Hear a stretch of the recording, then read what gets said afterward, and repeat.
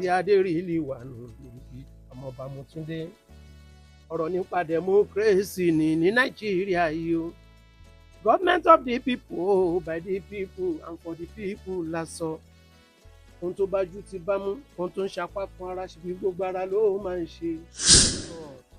Nǹkan tó dé bá ọ̀rọ̀ record ní music industry. Kí ló dé bá ọ̀rọ̀ record? Ṣé mo gbogbo àwọn kíní tó ń ṣe jáde àwọn fóònù àkókò bẹ́ẹ̀ ṣé mo pé òun ló ó tú àṣírí iṣẹ́ music gan. Ìwé àgbáyé ní ìsìn bóyá kí ni mo ṣe record kan mo ti ṣe tán mo kọ̀ pọ̀ wọ́n kàn play ẹ̀ ń bè kan wọ́n máa copy ẹ̀ straight wọ́n ti bẹ̀rẹ̀ sí bá a. ẹ̀yin tí ń pérí wá ṣáìdá o àmọ́ yín o. Ṣé kò ṣe ìbẹ̀rẹ̀ káwọn olórin máa change orin yẹn? àmọ́ I was born in Ode Remo, Ogun State of Nigeria. Àṣẹ̀ṣẹ̀ dáyé ara mi ìbà fọ́mẹ́tì lókè ọba ògo ìbà nábì mú wọn mọ̀ tó ń ti Jésù Kristi àtàwọn tó láàyè.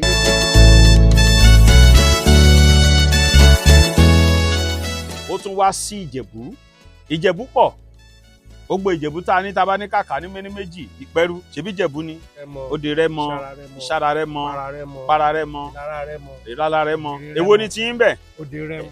Olórin kan látún ní. Mo tún ti dé ọmọ rẹ̀ Dọ̀lápọ̀ Ayinde. Lóde Remo. Mo rí lónìí ṣe Riliwon ní Ayinde. Mo tún ti dé ọmọ rẹ̀ Dọ̀lápọ̀. Ọmọọba Riliwon Ayinde.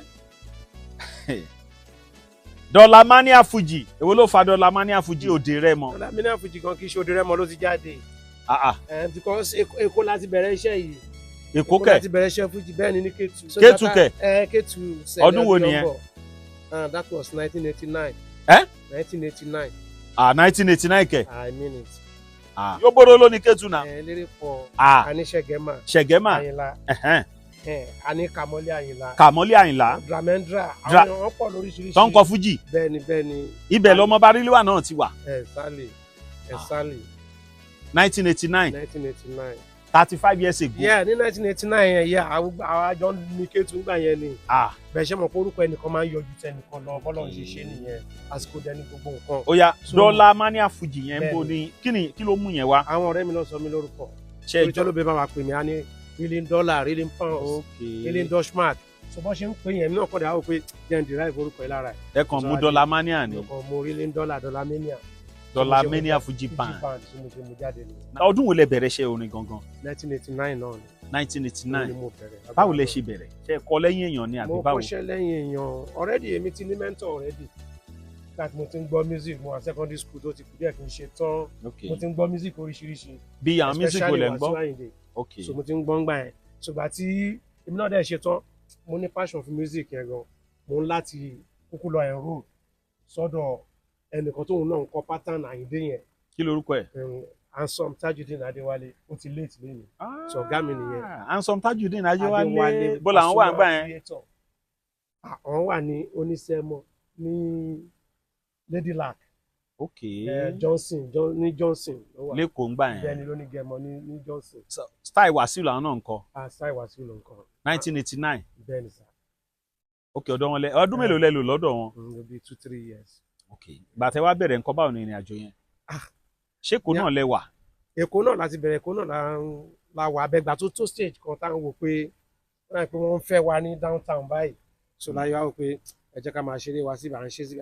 So from there bá dẹ̀ ṣe bẹ̀rẹ̀ sí gbalẹ̀ ni àwọn pé ìborí dání sí làwùlẹ̀ ń gbé láti tẹ̀dó sí àdúgbò yìí. But àwọn èèyàn sọ pé ó wà lẹ́kọ̀ọ́ ju àwọn bí. Really ṣe mọ̀ pé olórin kan kọrin gbà kan ọ̀gá wa Rashidi Ayinde ó ní Èkó nílé owó fọ́mọ Ádámọ̀ fẹ́ni tí kádàrá ẹ̀ bàbá bẹ̀ mú ní Ìbàdàn nílé owó fọ́mọ Ádámọ̀ fẹ́ni tí kádàrá ẹ̀ bàbá bẹ̀ mú ní Ìbàdàn gbé ẹ̀ sáré ìlú Èkó ìyẹn tí kádàrá ẹ̀ bàbá bẹ̀ mú ibikíbi tí mo lè wà nílé ayé jẹ́ kí kádàrá mi bẹ̀ mú. Ọdún wo lẹ wá kò lẹ́kọ̀ọ́ tẹ́ fi dára òde? Sọ a lè sọ pé bóyá bíi late 90. Pẹ̀lú Èkó nìyẹn. I try now at least aṣáájú ló bí mo láti 89 sí bí 99 bí 10 years lẹ́kọ̀ọ́. 10 years. So ẹ ti wà lóde Remo láti 1999. Àwọn ti wà lóde Remo. Tẹ́ ti ń kọrin. Yes. Wọ́n yẹ pé ìgbà kan ọ́fíìsì mi wà ní Ṣàgá. Okay. Níbo ń Ṣàgámù tó dáwọn ọmọ Ṣàgámù tó wà all over Ewusi road. Number 147. Lẹ́wùsì. Ewusi road, Ṣàgámù. So that was then o. Nígbà yẹn nìyẹn o. Yes, but fully nísìn. Òde Rẹ́mọ. Òde olówó. Now, ṣé ti wá ṣe record rárá? Mo ti ṣe record o. Láǹfààní láti ṣe méjì. Ìgbà wo lẹ ṣàkọ́kọ́? Mo ṣe the first one ní 2003. Kí lẹ pè title lẹ̀? A pè ní Preface. Kí lẹ pè? Preface. Kí lẹ ń pre? Preface. Ọmọ lè sí mi ṣeré olóyin mọ́mọ́. Ọmọ lè sí mi ṣeré alárinrin. Ọmọ bárìlì wà nù mí. Ọmọ bárìlì wà nù mí. Ọmọ orí ló ní ṣe. I was born in Ode Remo, Ogun State of Nigeria. Àṣẹ̀ṣẹ̀ dáyé ara mi. Ìbà fọ́mẹ́tì lókè ọba ògo. Ìbà nábì Muhammad tó ń ti Jésù Kristi àtàwọn tó láàyè gbogbo. Ìgbà wo lẹ ṣe kejì? Ṣe kejì ní 2007. Kí lẹ kọ́nú ẹ̀? A pè yẹn ní right. Ṣé mo à ń béèrè fún ẹ̀tọ́ ọmọ Nàìjíríà? So bí ìlú ṣe rí ńgbà yẹn. Ní 2007. Ayinde Riliwon ọmọọba Mọ́túndé. Ọ̀rọ̀ nípa democracy ní Nàìjíríà yìí o. Government of the people, by the people and for the people la sọ. Ohun tó bá jù ti bá mú, ohun tó ń ṣapá kan ara ṣe bí gbogbo ara ló máa ń ṣe. Ọ̀rọ̀ democracy nílẹ̀ yìí ó ẹja wá solution sí.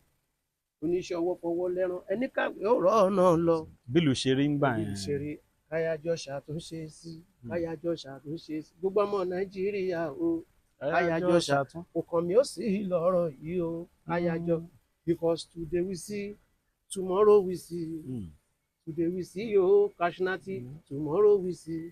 Jọ ká má torí ẹni bọ́lá jẹ́ o. Ọlá lójú gbogbo wa. So on the track yẹn. Now gẹ́gẹ́ bí onífújì sà, ìrírí oríṣiríṣi lónífújì máa ń ní.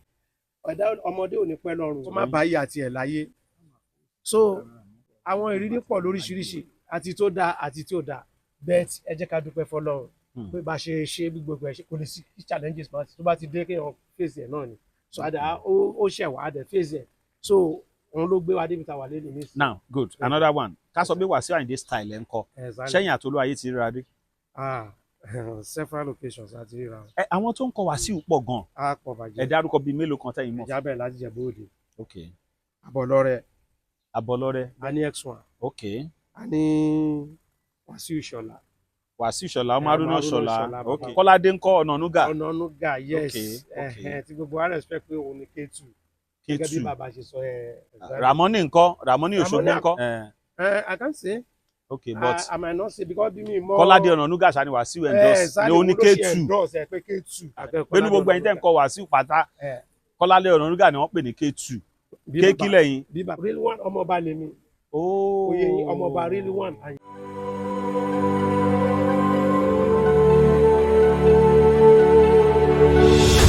ìròyìn ayọ̀ rèé fún gbogbo ẹni tó wà ní London àtàgbègbè ẹ̀. Arahim Afro-Caribbean Cash and Carry, import and export of African foods, also help to pay school fee in UK for Nigeria with money transfer to UK and back to Nigeria. Arahim Afro-Caribbean Cash and Carry wà ní Graham Excess RM 139YS Up Minister Road, South Graham, London. Gbogbo èyí tẹ́ wà ní London pátá ó yá ẹ nìṣó lọ́dọ̀ Arahim Afro-Caribbean Cash and Carry. Ibẹ̀ gangan ìfọ̀kànbalẹ̀ wà.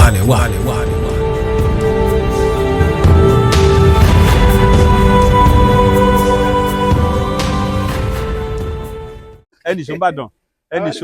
A ní David. Yes. David Ayinde. Oh, David Ayinde. Yes, exactly.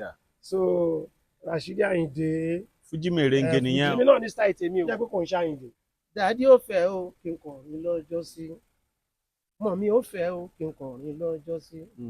Ọlọ́run ló sọ pé orin mi máa kọ o.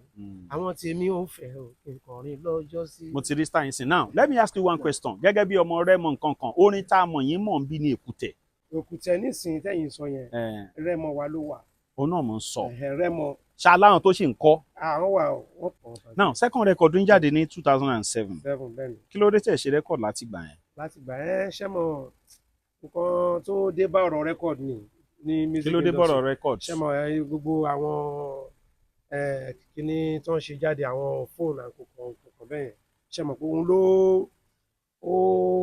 tú àṣírí iṣẹ́ music gan ìwé àgbà ẹni ìsìn bóyá kí ni mo ṣe record kan mo ti ṣe tán mo pọ̀ pọ̀ wọ́n kàn play ẹ̀ ń bì kan wọ́n máa copy ẹ̀ straight wọ́n ti bẹ̀rẹ̀ sí bá wa tà síta ni so I really make owó àfi iṣẹ́ tọ́lọ́run bá jẹ́ pé Ọlọ́run mọ̀ọ́mọ̀ sọ pé eléyìí òun fẹ́ fi gbé ẹni yìí ga ni so àmọ́ so ta ló dẹ̀ máa ní pé kóun ṣiṣẹ́ nísìn kọ́ máa play ẹ̀ ìdùnnú wa náà ni kọ́ play ẹ̀ bí tó bá ti ń play ẹ̀ náà òun làá náà ti máa mọ̀ wá so bó ṣe rí nìyẹn nǹkan yẹn ó dìbà wá dé àti pé èmi àfọ rẹ́kọ̀d èmi bìrì pé rẹ́kọ̀d kò ń ṣe nǹkan tó kàn máa dédé sọ pé mo fẹ́ lọ ṣe rẹ́kọ̀d tó kàn máa dé bẹ́ẹ̀ tó máa sọ nonsense ó máa sọ jargons ó gbọ́dọ̀ prepare ó gbọ́dọ̀ ní point ó gbọ́dọ̀ mọ̀ ẹ́ so irú nǹkan yẹn ló fà á tèmi ṣe bẹ̀wọ̀ díẹ̀ fún rẹ́kọ̀d pé tí wọ́n bá fẹ́ ṣe nǹkan gbọ́dọ̀ ṣe nǹkan tó but live show nǹkan kan ń lọ. live show ń lọ. ojú ẹni máa là á rí ojú ẹni máa là á rí yọnu Nàìjíríà láti bẹ̀rẹ̀ eré around the world wọ́n bá wa jó. ọmọọba Riliwon Ayinde. tèrè nànà jálánkátó tèrè nànà jálánkátó. Òde Rẹ́mọ ló wà lára àwọn onífújì tá a ní nílùú Òde Rẹ́mọ ni. irú wọn kì í jẹ̀bi jálánkà èrè ló ń jẹ lábọ́jà. Dọ́là Mania Fújì ní orúkọ tó fi bẹ̀rẹ̀ ní 1989 ní Kétu lásìkò yẹn. ẹ̀tẹ̀ pamọ́ṣẹ́ jálánkátó. ó lò bí ọdún 10 lẹ́kọ̀ọ́ kó tó wá sí Òde Rẹ́mọ. Orín ló ní ṣe Ayinde o Ayinde Adémi kò máa dà mí. láti 1989 ló ti wà ní ìlú ẹ̀ ní Òde Rẹ́mọ. ìgbà tí mo bẹ̀rẹ̀ eré fújì ní 1989. DFB. àwọn kan discourage àwọn kan encourage mi. rẹ́kọ̀dù méjì ló láǹfààní àti ṣe. lóríṣiríṣi Ayinde o ṣùgbọ́n Yorùbá ló ń pa lówe wọ́n ní ohun tó rí o alágbẹ̀dẹ tó ń lúrin lójú kan òun láti ní ohun tó rí. torí pé rẹ́kọ̀dù kì í tà mọ́ ló ṣe stop láti lóun fẹ́ ṣe rẹ́kọ̀dù míì. ọmọọba Riliwon Ayinde Dọ́là Mania Fújì. now ṣẹ́yìn tí wá láwọn ọmọ tẹ́yìn náà ti train ẹ ti sọ fún wọn sìn pọ́dọ̀ ẹnìkan lẹ́yìn ti train ẹni yẹn ti late kọ́lọ̀ bá délẹ̀ fún ṣáà ti láwọn ọmọ tó train lọ́ndà tiyín náà. I can mention from Pẹlu Rẹ́mọ here one mufta wa kan ni wọn Ọlámilékan Ìlọrí kókò but fortunately unfortunately àwọn méjì tí mo dárúkọ yìí wọn kọ pattern Ayinde wọn kọ pattern tèmi. kí ló ń kọ wọn tún yàtọ̀. Ọlọ́run oníkálukú tún yàtọ̀ so bó ṣe jẹ́ nìyẹn. okay now àwọn fan tó ń wò yín káàkiri àgbáyé bẹ́ẹ̀ni yálà àwọn ọmọ tó Òde Rẹ́mọ àbí òǹṣòde Rẹ́mọ ṣé kò síbi tẹ̀ ti lè lọ ṣeré. kò sí ní àgbáyé. bó làwọn bí tẹ̀ ti gbórin yìí dé.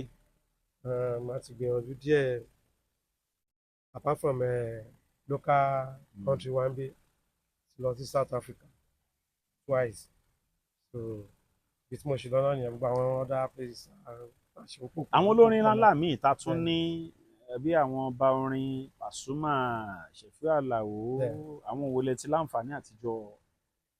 kò sí nínú gbogbo àwọn tẹ̀sí dárúkọ yẹn náà kò sí olórin tí ò dá yín mọ̀ tí ò dá mi mọ̀ gbọ́n náà ló dá mi mọ̀. àti Olúwayé fúnra wọn lọ́kùnkà mi mọ̀ àti Kétu tẹ̀yìn sọ fún wa bí bàbá ṣe kí ni.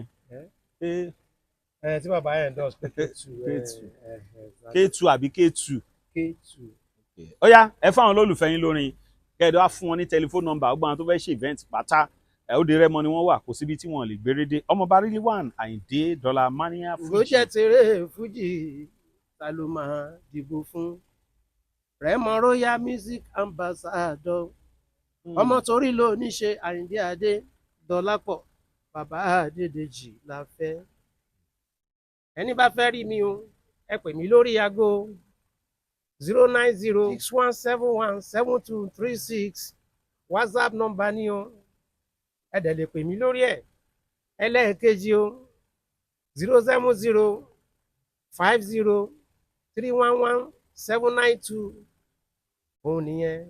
ẹ wá pe nọ́mbà yẹn gangan sìn ẹ ti forin kọ ẹ̀yin tẹ́ bá fẹ́ pè wọ́n ṣé WhatsApp ní méjèèjì ẹ̀yin tẹ́ bá fẹ́ pè wọ́n bóyá ẹ̀yin tẹ́ ẹjọ́ ọmọ Òde Rẹ́mọ tẹ́ ti rí wọn rí tó ti pẹ́ ẹ̀ ń bọ̀ nílé ẹ fẹ́ ṣe event tẹ́ wá fẹ́ pè wọ́n fún show now yàtọ̀ síbẹ̀ tí ẹ ṣe record àwọn èèyàn fẹ́ ṣe bẹ́ẹ̀ di wọn á ní kẹ́ ṣe bí track kan fún ọ ṣé kì í ṣe yẹn ni.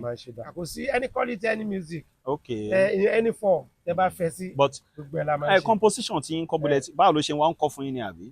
ṣe mọ̀ pé kò sẹ́ni ẹnìkan ò dá gbọ́n tán kò sí wàá ṣe research tiẹ̀ ẹlòmíì kan dẹ̀ máa ẹlòmíì tún súnmọ́ ẹ wọ́n rẹ̀ pé jẹ́ ń fún ẹ lórí wọ́n dẹ̀ máa work so ìwọ tó bá dẹ̀ mọ̀ pé ó fẹ́ tún ẹ̀ wá tún ẹ̀ ṣé mọ̀ bí Wàsíù Àyìndé náà máa ń kọ Haruna Ìṣọ̀lá ẹ fún mi ládùúnà Ìṣọ̀lá kan tí Wàsíù Àyìndé kọ. ẹ̀yin tí ń pérí wá ṣáìdá o àmọ́ yín o. ṣé kò ṣe ìbẹ̀rẹ̀ káwọn olórin máa change orin èèyàn ni. àmọ́ yín o àwa mọ̀ yín. torí sọ́ọ̀sì orin gangan Haruna Ìṣọ̀lá ni. ẹ̀yin tí ń pérí wá ṣáìdá. bọ́ńgbà tó lọ ayé máa mú àwọn blend díẹ̀ wọ́n fi iyọ̀ díẹ̀ sí. olórin kan sọ fún mi pé àwọn olórin máa ń sùn sábẹ́ orin tẹ́nìkan bá kọ ni. bàbá yẹn ń jẹ́ Mọ̀díjí Àjàní.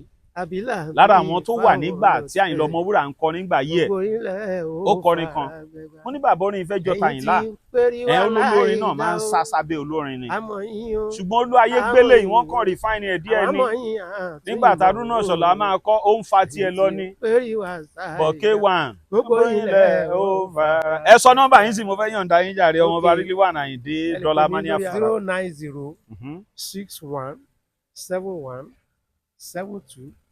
09061717236. ẹ pè kejì. ok ẹlẹ́ẹ̀kejì 07050311792. Asnati tán wíre o. Ṣúgà tán wíre o. Asnati. Ṣúgà ẹ̀rú bẹ́ẹ̀ mo kàn fún. Asnati tán wíre o. Ṣúgà. Asnati tán wíre o. Ṣúgà. ẹ máa retí àwọn. Ṣúgà tán wíre o. Asnati ṣúgà. dígàn. Aula bitter tea ẹkùn akíkanjú tí ń wọ̀yá ìjà pẹ̀lú àwọn àìsàn bíi kíndìnrín èyí tó ní stone nínú kidney stone yóò mẹ́ẹ̀tì rẹ̀ tẹ́ẹ̀sì yámọ́ ìgbẹ́ dànù òun kan náà sì tún ní o ló ń ṣiṣẹ́ fún liver àìsàn jẹ̀dọ̀jẹ̀dọ̀ a tún máa ṣiṣẹ́ fún heart èèyàn ìṣòro àìlèmí sókè sódò dáadáa tó tún ṣiṣẹ́ fún ìfúnpá gíga high blood pressure bákan náà gbogbo ẹ̀yin tẹ́ bá ní ìṣòro ìsétọ̀ tá a mọ̀ sí prostate cancer gbogbo àwọn àìsàn tá a là kalẹ̀ yìí pátápátá ni yóò wo gbogbo ẹ̀sán gbogbo ẹ̀yin tẹ́ wà ní Manchester láti rí egbògi Aula bitter tea rà ẹ kàn sí wọn ní nọ́mbà 45 Middleton Garden Manchester M24 1AB tàbí kẹ́ ẹ pè sórí àwọn nọ́mbà tó wà lójú ìwòran yìí àti Nigerians nọ́mbà yìí pẹ̀lú egbògi Aula bitter tea ewé àtegbò pọ́nbélé wọ́n fi ṣe àgbékalẹ̀ rẹ̀ pẹ̀lú ra lónìí kò jẹ́rìí sí ìmọ̀ ìjìnlẹ̀ tiwantiwa.